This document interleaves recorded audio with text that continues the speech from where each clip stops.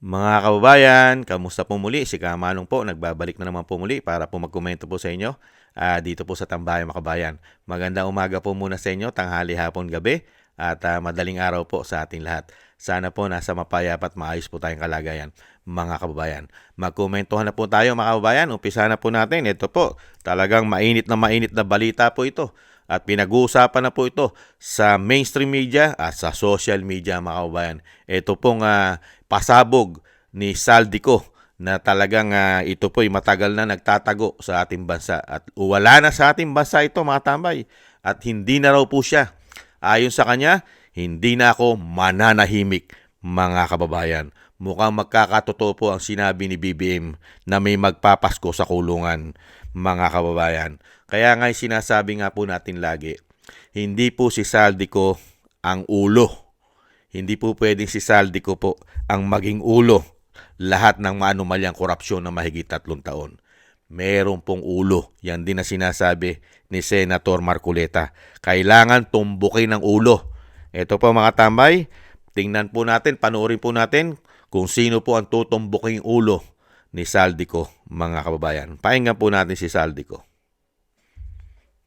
Ang nag-deliver papunta sa bahay nila Pangulong Bongbong Marcos at Speaker Ulitin po natin. Yan po. Ang nag-deliver papunta sa bahay nila Pangulong Bongbong Marcos at Speaker Martin Romualdez mag-insert o magpasok ng 100 billion worth of projects sa BICAM. Sana po ay hindi nila ako mapatay bago ko mailabas ang lahat. Ginawa ko lang ang utos sa akin, pero ngayon, handa na akong harapin ang lahat. Ginagamit ng administrasyon ang buong resources ng bansa para tumahimik ako. That he will shoot me if I will talk. Gagamitin ako bilang panakipbutas sa kanilang kampanya laban sa korupsyon. Hindi na ako mananahimik, ilalabas ko ang lahat ng katotohanan. May resibo, may ebidensya, at may pangalan. Para sa bawat Pilipino, alam ko na buo ang galit ninyo sa akin ngayon. Nauunawaan ko rin kung bakit. Lalo na at malaki ang halagang nakataya. Pero bago kayo humusga, hayaan ninyong ipaliwanag ko ang buong katotohanan. Matagal akong hindi nagsalita dahil may direktang utos sa akin. Huwag nang bumalik ng Pilipinas at manahimik na lamang. Umalis ako noong July 19, 2025 para sa aking medical check-up. Nakaplanong bumalik pagkatapos ng SONA ni Pangulo. Pero habang papauwi na ako, tinawagan ako ni dating Speaker Martin Romualdez at sinabihan, "Stay out of the country. You will be well taken care of as instructed by the President." Noon naniniwala pa ako sa kanila, kaya't hindi ako bumalik. Tumikom ang aking bibig, sumunod ako, pero ang hindi ko alam, ang ibig pala nilang sabihin sa aalagaan ka namin ay gagamitin ako bilang panakipbutas sa kanilang kampanya laban sa korupsyon. Ginawa nila akong poster boy ng kanilang sariling kasinungalingan. Ngayon, hindi na ako mananahimik, ilalabas ko ang lahat ng katotohanan. May resibo, may ebidensya, at may pangalan. Nagsimula ito nung tumawag si Sekmina Pangandaman sa akin nung nag-umpisa ang BICAM process last year, 2024. Ang sabi niya, katatapos lang ng meeting nila ni Pangulo at may instructions na mag-insert o magpasok ng 100 billion worth of projects sa BICAM. At sinabi pa ni Sekmina, you can confirm with Yusek Adrian Bersamin dahil magkasama sila sa meeting ni Pangulong BBM noong araw na yon. Tinawagan ko po agad si Yusek Adrian Bersamin at tinanong ko kung may instruction nga ba ang Pangulo na magpasok ng 100 billion during their meeting. Ang sabi niya ay totoo nga po. Right after our conversation, tinawagan ko po si dating Speaker Martin Romualdez at nireport ko ang instructions ng Presidente to insert the 100 billion projects. At sinabi niya sa akin, what the President wants, he gets. After ng ilang araw, nag-set po ng meeting si Sec. Mina Pangandaman at Yusek Adrian Bersamin sa amin ni dating Speaker Martin Romualdez sa Aguado Building in front of Gate 4 ng Malacanang at nandun din po si Yusek Jojo Cadiz. During the meeting, binigay po ni Yusek Adrian Bersamin ang listahan na worth 100 billion. Tinanong ko po si Yusek Adrian kung saan galing ang listahan. Ang sagot niya, galing kay PBBM mismo at binigay niya ito mula sa brown leather bag.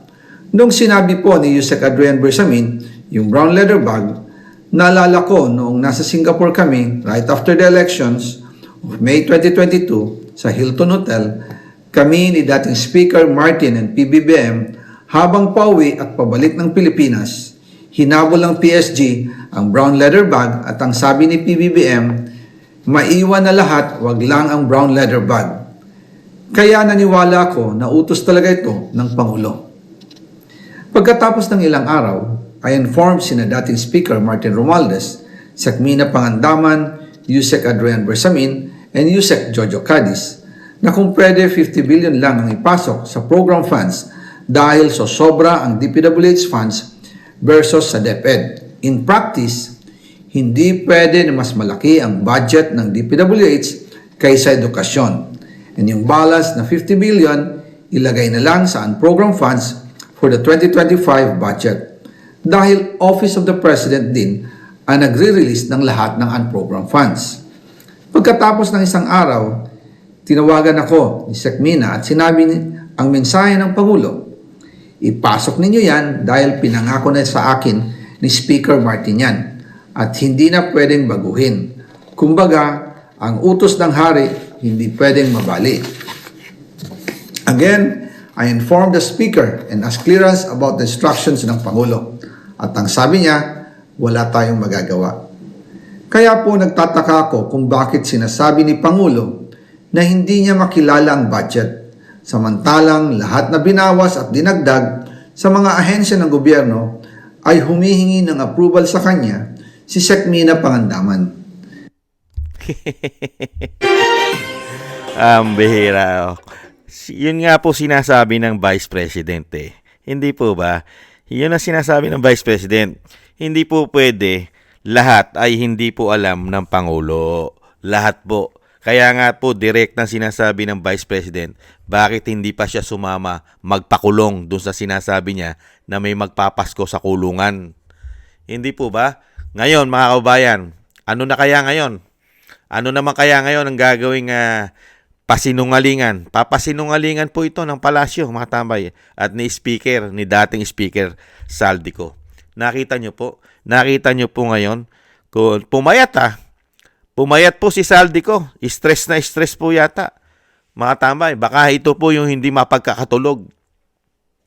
Hindi po yata mapagkatutulog si Saldico. Stress na stress. Ikaw ba naman hindi ka may stress? Lahat po ng nangyari pong anomalya na mahigit 3 taon sa ating bansa, lalong-lalo po sa pagnanakaw sa pera ng bayan, sa buwis ng bayan. Nakita nyo po? Sa kanya halos ibinibintang. Kaya ano nga sabi niya, mga tamay, siya po ang ginagawang panakip butas. Panakip butas po, mga tamay. Tama nga po lahat ang sinasabi po natin, mga kababayan. Lahat po tayo, tama. Tama po ang sinasabi po natin lahat, pati po ang mga kababayan natin, mga OFW, na talaga merong ulo. At ngayon po, mukhang natutumbok na po ang ulo. Yata, mga kababayan, hindi po ba? Mukhang ang ulo po ay nasa Malacanang. Umano ang ulo. Kompleto po. Nakita nyo po, detalyado po ang binanggit po ni Saldico, mga kababayan. Kaya nga po, hindi na siya mananahimik. Hindi na siya mananahimik. Detalyado. Magmula po sa opisina ng Presidente, kasama pa ang mga Yusek Bersamin, at siyempre po si Nina Pangandaman. Mga kababayan, hindi po ubra eh. Hindi kasi po pwede. Lahat po detalyado eh. Kailangan lahat ng insertion, nakita nyo po, daan-daang bilyon. Pangulo din na nagre-release ng insertion. Siya may karapatan. Siya ang commander-in-chief eh. Kaya nga yung accountability, nasa kanya yan. Pero ano po nangyayari sa ating bansa? Nagmamaang-maangan, nagmamalinis Nagmamalinis ang palasyo. Hindi po ba nagmamalinis umano ang Pangulo? Paiyak-iyak pa. Naiiyak pa yan eh. Hindi po ba umiiyak pa siya sa nangyayari? Hindi po ba nung nakaraan, pati po silang dalawa ng First Lady ay naluluha sa nangyayari sa bansa, lalong-lalo sa korupsyon. Pero lahat pala ng korupsyon umano ay alam na alam nila. Kaya pala hindi pwedeng pauwiin si Saldico. At hindi po ba kayo nagtataka? At hindi po ba tayo nagtataka, mga kababayan? Bakit din biglang nawalang parang bula si dating Secretary Bonoan ng DPWH? Hindi ba tayo nagtataka? Bigla rin po nawala. Dahil napakarami rin pong nalalaman umano ni Bonoan. Katulad po ni Saldico. Pero pasisinungalingan po nila yan. Ngayon nga lang sa social media, nababasa ko yan daw po ay scripted dahil may binabasa daw po si Saldico. Bakit ang Pangulo pag nagsalita at si Saldi, si speaker nga, sige nga, lagi may binabasa yung mga yan Di ibig sabihin lahat na sinasabi nila scripted. Hindi po ba, mga kababayan? Maglalabas nga ng resibo yung tao Paano mo sasabihin scripted yan? At sinasabi pa ng ibang na bumabatikos, magkakaroon daw po ng rally ang INC. Kaya daw po bakit timing na timing? Mga kababayan. Kung ikaw ba naman hindi ka na mapagkatulog at nanganganib na buhay mo, may posibilidad kasi, talagang malaki ang posibilidad na talagang manganib ang buhay ni Saldico dahil mismo tinutumbok mo ang ulo dahil ikaw ay nahandun mismo ka. Ikaw mismo ay malapit na malapit doon sa ulo. Di po ba? May ulo na napakaraming ulo Di ba? Nakita mo po yung ulo? May ulo sa Malacanang, may ulo doon sa House of Representatives. At meron pang part 2. Hindi pa pinapahayag ni Saldico, baka may ulo rin po sa Senado. Sa Senado kaya ay may ulo din? Kasi may ulo sa House of Representatives May ulo, malaking ulo rin. Lalong-lalo yung pinakamalaking ulo sa Malacanang na hindi sanay magsinungaling at hindi sanay mambudol. Yung nasa Malacanang, hindi po ubod ng sinungaling. Hindi ubod ng sinungaling. Napakabait. Lalo-lalo po magsalita. Nakukuha pang umiyak. Mga kababayan, nakita. Kaya dito po makatambay, grabe. Kaya po pala lagi po sila naghahanap ng pantakip. Katulad po niya, sinasabi ni Saldico, ginagawa siyang pantakip butas. Kaya po pala, alam na po talaga natin. Lahat po naman talaga ay napakarami nilang ginagawang pantakip butas para po hindi po mabunyag ang baho. Hindi umalingas ang baho nila, mga kababayan. Nakita niyo po unang ginawang pantakip nila sa issue ng korupsyon at sa issue ng pulburon. Di po ba ginawa nilang pantakip ang dating Pangulo Duterte? Pantakip para po dito sa mga anomalya nila umano. Lalo, di ba, sabihin nyo nagkataon, nung pumutok din po yung issue ng First Lady sa Amerika, hindi po ba nagkataon lang yon? Bigla po nilang kinidnap umano ang dating Pangulo. Di po ba? Timing po ba yon? Na pinadala sa dahig? At ngayon, ano naman po ang ginagawa nilang pantakip? Napakarami ang impeachment ng Vice President. Pabagsakin ng Vice President. Idemanda ang mga kaalyado ng Vice President. Ano pa? Si Bato de la Rosa, ginagawa na rin pantakip yata umano. Hindi po ba? At napakarami pang iba. At kinikitil lahat. Hindi ba? Kasama si Kiko Barsaga. At pati mga vlogger, di po ba? Ay dinidemanda pa. Ganyan po katindi. Para lang po pagtakpan ang dapat pagtakpan. At kailangan ilihis o i-divert ang issue ng korupsyon. Lalo-lalo kung matutumbok na po ang ulo. Kaya po, totoo po rin ang sinasabi ni Senator Marcoleta. Paano ka makakahuli ng malaking ulo kung yung mismong magsasalita at magpapatotoo, katulad din po ni Orly Gutesa na pilit din po Pinatatahimik yata si Orly Gutesa.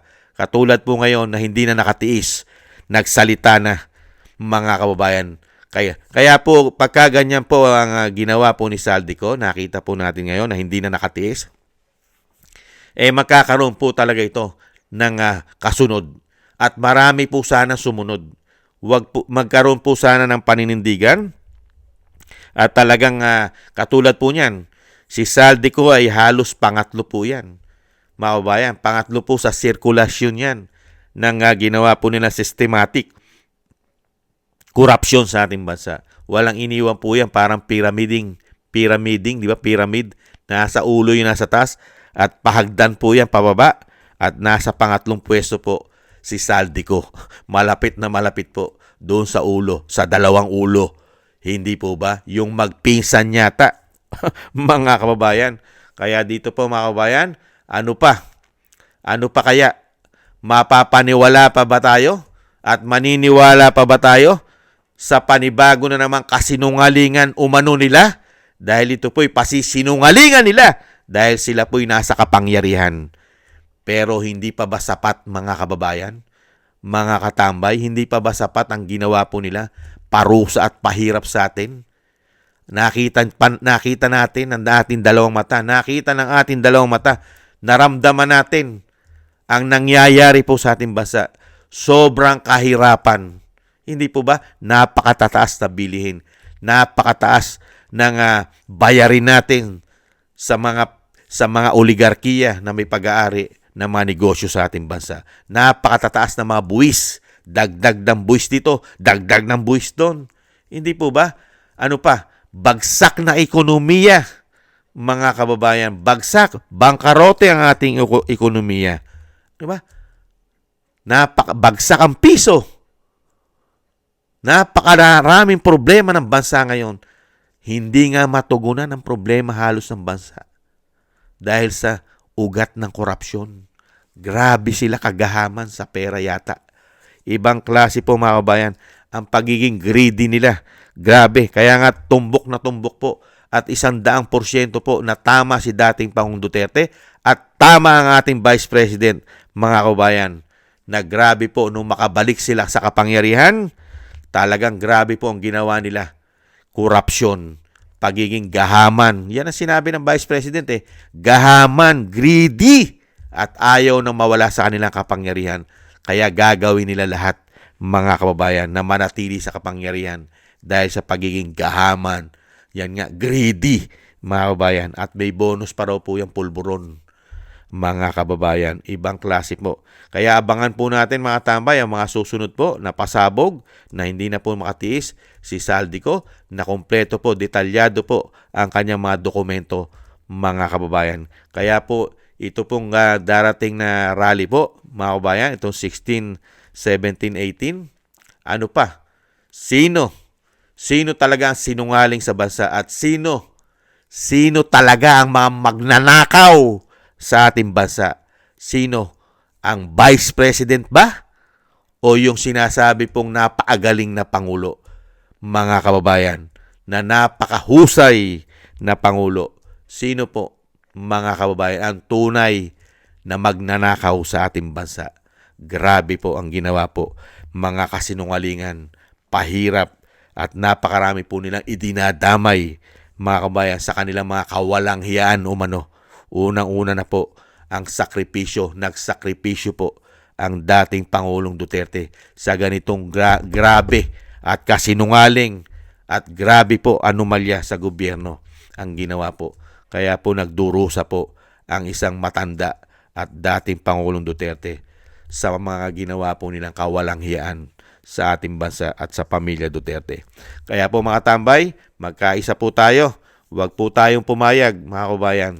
Huwag po tayong pumayag na walang hiyain pa tayo ng another 3 years pa sila na magwawalang hiya at magnanakaw umano sa pera ng bayan. Kaya po tayo magkaisa, mga kabayan. Alam naman po natin ang men in uniform sa ating bansa. Karamihan po, lalo-lalo po mga general, ay nananatili pa rin pong bulag, pipi at bingi, mga kabayan. Kaya po dito sa pinasabog ni Saldico na hindi na siya mananahimik, tingnan po natin kung ang ating mga men in uniform ay bulag pa rin, pipi at bingi, mga kababayan. Muli po mga tambay, maraming salamat po. At sa inyo po, lalo-lalo po sa gusto po ng Tambayang Makabayan sa YouTube at TikTok. At syempre po sa mga subscribers po natin, sa mga nagko-comment, like, share, subscribe, at sa mga nagbibigay po ng tulong. Thank you po sa inyo. Mabuhay po kayo. At yung dasal po natin mga tambay, ay pagpatuloy po natin, ay pagdasal po ang ating bansa na makamit po natin ang katarungan. At syempre po, matapos na po at mawakasan na po ang mga kawalanghyan, kademonyohan nila at pagnanakaw po sa ating bansa. At mukha naman po dinidinig po ang ating mga dasal mga kabayan. Dahil po, meron na pong nakukonsensya. Nakukonsensya na po siya, meron na pong lumalabas at talagang nagsasabi na po ng katotohanan. At ganoon din po ang pagdadasal po natin sa pamilya Duterte na lagi po silang ingatan sa kapahamakan. Lalo-lalo po ang ating Vice President, ang dating Pangulong Duterte, ay madugtungan pa rin po ang buhay at kalakasan at makabalik na po sa lalong mabilis sa ating bansa. At syempre po mga tambay, ang dasal po din natin sa ating mga sarili at sa ating buong sambayanan na tayo po'y maingatan sa kapahamakan. Muli po mga tambay, tiis-tiis lang po. Yun po ang lagi kong sinasabi, hindi naman po sila panghabang buhay o forever sa kanila pong mga kapangyarihan na tayo rin ang nagbigay. May kawakasan din po ang mga hayop na yan, mga kababayan. Paalam po, ingat-ingat po. Bye-bye.